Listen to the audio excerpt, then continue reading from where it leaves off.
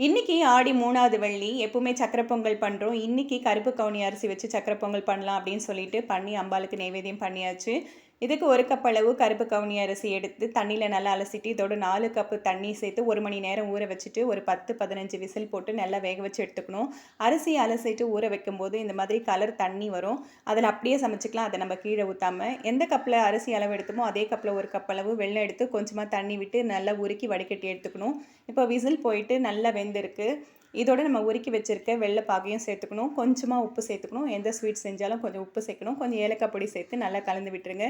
இது நல்லா திக்கான பதம் வரும்போது முந்திரி திராட்சையை நல்லா நெய்யில வறுத்து இதோட சேர்த்து கலந்து விட்டுடலாம்.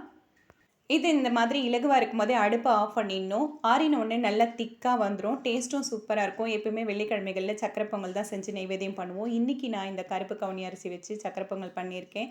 டேஸ்ட்டும் சூப்பரா இருக்கு. நீங்களும் ட்ரை பண்ணி பாருங்க. வீடியோ பிடிச்சிருந்தா லைக் பண்ணுங்க, ஷேர் பண்ணுங்க.